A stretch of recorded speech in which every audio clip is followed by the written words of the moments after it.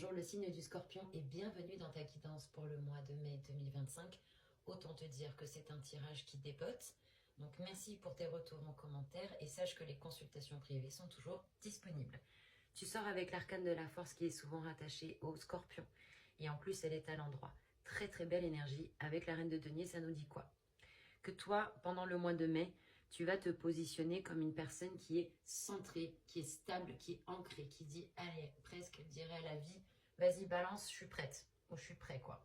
Je suis solide, je suis ancrée, je suis sur mes appuis et je laisserai rien me déstabiliser. Bon, c'est assez balèze. On parle même de puissance, quoi, hein, tu vois. De quelqu'un de tellement solide qu'il est un pilier pour lui-même et il est même un pilier pour les autres. En plus, il est très intuitif.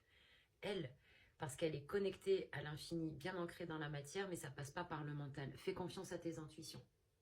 Fais vraiment confiance à tes intuitions.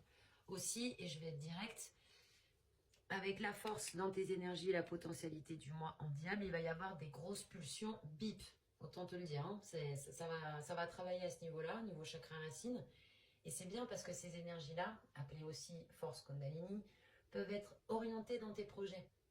Ça peut être aussi mis dans l'art, etc. Mais je pense que tu vas le sentir physiquement, qu'il y a quelque chose, tu vois, ça vibre sous le moteur, quoi. Hein. C'est vraiment, ça ne veut absolument rien dire, ça vibre sous le moteur. Allez, rigolons pour cette phrase.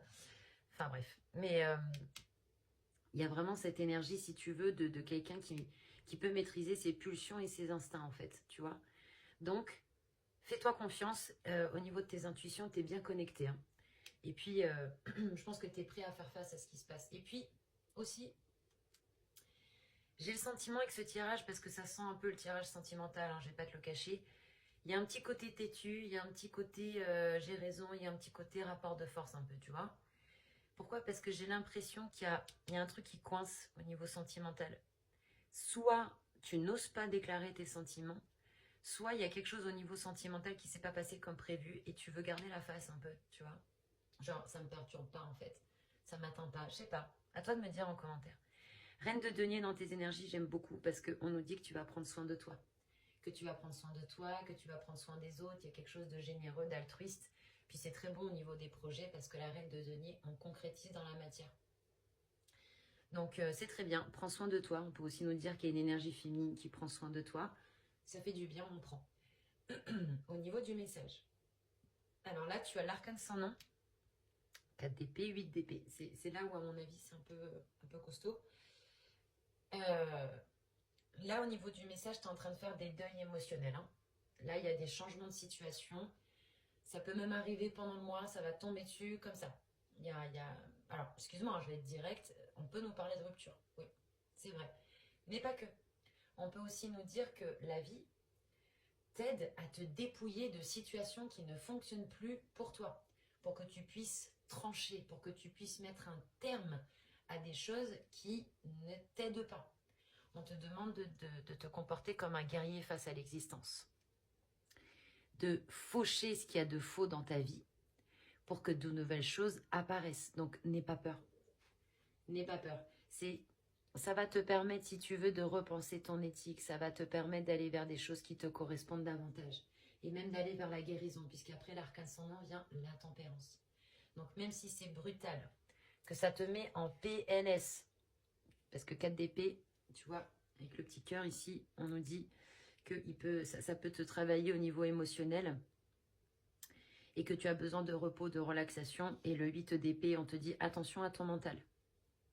Attention parce que avec le 8 d'épée, si tu veux, on se voile complètement la face. Le 8 d'épée, on grossit le truc, si tu veux. On ne voit pas la réalité telle qu'elle est. On est dans les angoisses, on a les yeux bandés, on est en panique totale parce qu'on se persuade de quelque chose qui n'est pas vrai. En fait, tu enlèves le voile.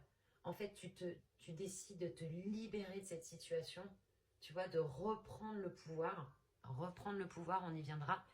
Et tu te rendras compte, en fait, que la vie, c'est des cycles, c'est des changements de situation. Mais le meilleur reste toujours à venir. Donc, tu t'arrêteras pas sur ce qui s'est passé là maintenant. Tu pourras t'en dégager, tu pourras avancer. Au niveau du, pardon, au niveau du blocage. L'étoile à l'envers, 5 d'épée, 5 de bâton. Bon, je pense que ce qui a pu se passer ou ce qui va se passer, ça te déstabilise à un point où il y a une perte de foi. Là, c'est la panique un peu, tu vois. On se dit, bon, qu'est-ce qui se passe, quoi? Est-ce que finalement, j'ai fait ça pour rien? Est-ce que je dois être égoïste? Est-ce que je dois penser à mes intérêts personnels? Moi, je te dirais que non, parce qu'elle est à l'envers. Je te dirais au niveau du blocage, tant que tu vas te positionner en victime et que tu vas vouloir faire les choses par intérêt personnel, ça ne va pas marcher. D'ailleurs, ça va créer du conflit en toi et à l'extérieur de toi. Là, on a un mental qui boucle à fond. Il y a vraiment des ruminations. Il y a des moments où je pense que tu vas être saoulé, énervé, etc. Donc, c'est OK de dealer avec tes émotions, de les laisser passer. Mais ne t'emprisonne pas dans un mental qui t'handicape. Et en plus, le 5 de bâton, ça va créer du conflit en toi et autour de toi. En fait, il n'y a pas de maths dans ton thème, mais pour moi, il y a un peu cette idée-là, tu vois, de t'affranchir. Même pas t'arrêter à ce qui est en train de se passer maintenant, mais de savoir que les choses vont changer, les choses vont bouger. Avec l'étoile, à l'envers, tu es invité à penser aussi à toi, mais dans le sens de, peut-être, parce que tu as un travail de pape à faire, puisque c'est l'arcane opposé. Donc, de dire ce que tu ressens, de parler avec ton cœur, d'être à ton écoute, de communiquer. Ça peut être avec toi-même, avec des amis, avec un thérapeute. Tu es invité à libérer la parole parce que tu as le droit de t'exprimer.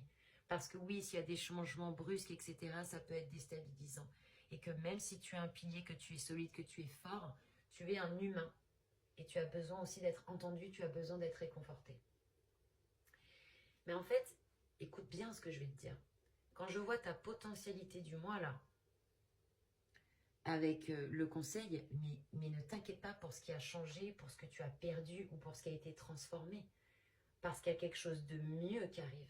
C'est pour ça qu'on te dit ne reste pas au niveau des apparences. Oui, il y a des changements, oui, il peut y avoir des transformations, mais en fait, c'est pour du mieux. Le meilleur reste à venir. Pourquoi? Parce qu'en potentialité du mois, le diable, le 10 de coupe, le 10 de denier. D'ailleurs, on a les 3 10. 10 de coupe, 10 de denier, 10 d'épée à l'envers. Et là, 10, 10, 10. Ok, le 10 mai, il peut se passer quelque chose de très important pour toi. Potentialité du mois avec le diable, on te dit, mets de la lumière. Les yeux là sur les genoux. Mets de la lumière, mets de la conscience dans ta direction. Mets de la lumière, mets de la conscience dans ce que tu ressens dans ton bide. Le diable, il est sur le globe. Tu vois, il n'est pas rattaché à la matière. C'est-à-dire que là, avec cette énergie, on te dit, bon, t'en es où au niveau de tes projets? Qu'est-ce que tu as envie de faire? On te dit surtout au service de quelle valeur mets-tu tes pouvoirs? On te dit que tu vas pouvoir réaliser ce que tu veux dans la matière, que tu es invité à développer tes intuitions, à laisser sortir tes antennes pour capter, tu vois. Là, on a l'opportunité de développer une énergie où les gens ne vont pas pouvoir te raconter des bêtises parce que tu vas le sentir en fait, tu vois. Là, avec ces deux cartes, on te parle d'intuition et d'instinct, de faire confiance à tes intuitions et tes instincts. Tu vas arriver quelque part, tu vas rencontrer des gens, tu vas sentir des choses. On te dit aussi de ne pas hésiter, tu vois, à dire les choses.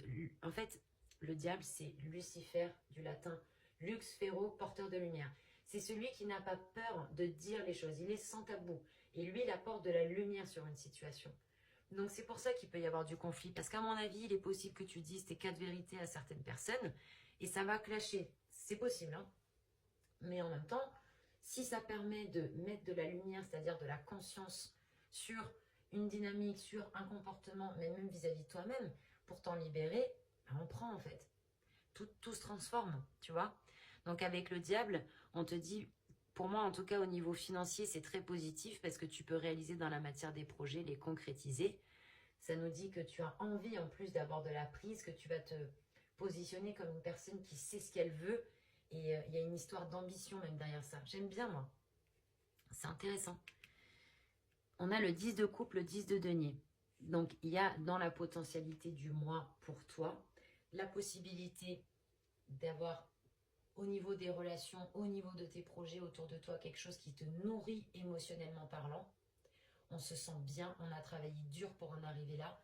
On a la concrétisation de ces projets dans la matière et on peut en récolter les fruits. Pareil avec le 10 de denier qui nous parle aussi des finances, mais qui nous parle aussi du cercle familial, des amis, de la vie de manière générale. Le 10 de coupe, 10 de denier, C'est une association qui est puissante, hein, qui nous dit vraiment, là, tout est possible. Hein, pour toi, la loi de la manifestation, la loi d'affinité, loi de réciprocité, ça peut t'aider. Parce que bah, là, on te dit, tu peux obtenir ce que tu veux, quoi. Il y a même la réalisation de presque d'un rêve pour moi, avec ces arcanes-là. C'est une belle promesse au niveau relationnel, financier, finalement d'épanouissement personnel. Au niveau du conseil, alors c'est la première fois de ma vie que je vois ça, je crois. On a 3-10. C'est pour ça que je te dis le 10 mai, c'est peut-être important. Et en plus de ça, on a la même carte, roue de fortune, une à l'envers, une à l'endroit, en conseil. Alors, on va commencer avec le 10 d'épée.